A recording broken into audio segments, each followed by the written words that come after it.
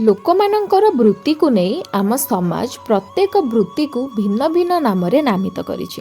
ତାଙ୍କ ଭିତରୁ ଗୌଡ଼ ମଧ୍ୟ ଏକ ଜାତି, ଯେଉଁମାନେ ନିଜ ପରିବାରର ଭରଣ ପୋଷଣ ପାଇଁ ଗାଈ ପାଳନ କରିକି ଜୀବିକା ନିର୍ବାହ କରନ୍ତି। ସେମାନଙ୍କୁ ଗୌଡ଼ ବୋଲି କୁହାଯାଇଥାଏ। କିନ୍ତୁ କ'ଣ ପାଇଁ ଏ ସମାଜ ଗୌଡ଼ମାନଙ୍କୁ ମୂର୍ଖର ଆଖ୍ୟା ଦେଇଛି? କ'ଣ ପାଇଁ ଏ ସମାଜ ଗୌଡ଼ମାନଙ୍କୁ ଭିନ୍ନ ଏକ ଦୃଷ୍ଟିରେ ଦେଖୁଛି? ନମସ୍କାର, ମୁଁ ଆପଣମାନଙ୍କ ଅନାମିକା।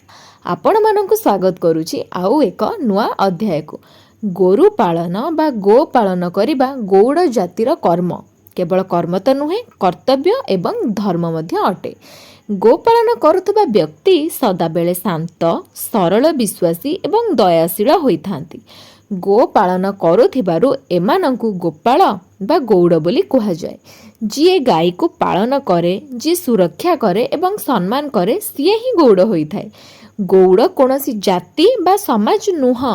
ଗୋରୁ ପାଳନ କରି ଜୀବିକା ନିର୍ବାହ କରୁଥିବା ଗୋଷ୍ଠୀକୁ ବର୍ତ୍ତମାନ ଏକ ସମାଜ ବା ଏକ ଜାତିରେ ବିଭକ୍ତ କରିଦିଆଯାଇଛି, ଯାହାକୁ ଆମେ ଗୌଡ଼ ନାମରେ ଜାଣନ୍ତି। ସନାତନ ଧର୍ମରେ ଗାଈକୁ ମାତୃତୁଲ୍ୟ ସମ୍ମାନ ଦିଆଯାଏ। ଗାଈକୁ ଲୋକମାନେ ନିଜ ମା ପରି ଦେଖନ୍ତି, ପୂଜା କରନ୍ତି। ଗାଈ ମନୁଷ୍ୟ ସମାଜର ଏକ ଅଭିନ୍ନ ଅଙ୍ଗ। କିନ୍ତୁ ଏ ସମାଜ କ'ଣ ପାଇଁ ଗୌଡ଼ ଅର୍ଥାତ୍ ଗୋପାଳମାନଙ୍କୁ ମୂର୍ଖ କହିଛି?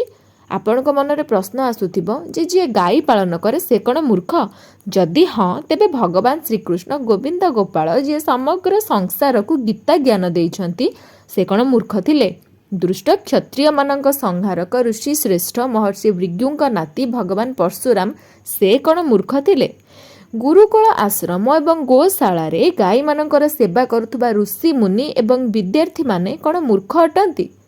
ପ୍ରକୃତରେ ସତ୍ୟ ହେଲା, ବ୍ରିଟିଶ ଶାସନ ସମୟରେ ଗୋ ହତ୍ୟା ବହୁତ ପରିମାଣରେ ହେଉଥିଲା। କଂସେଇଖାନାରେ ଇଂରେଜମାନେ ଗୋରୁକୁ କାଟି ସେମାନଙ୍କ ମାଂସକୁ ବିଭିନ୍ନ ଦେଶକୁ ସପ୍ଲାଏ କରୁଥିଲେ।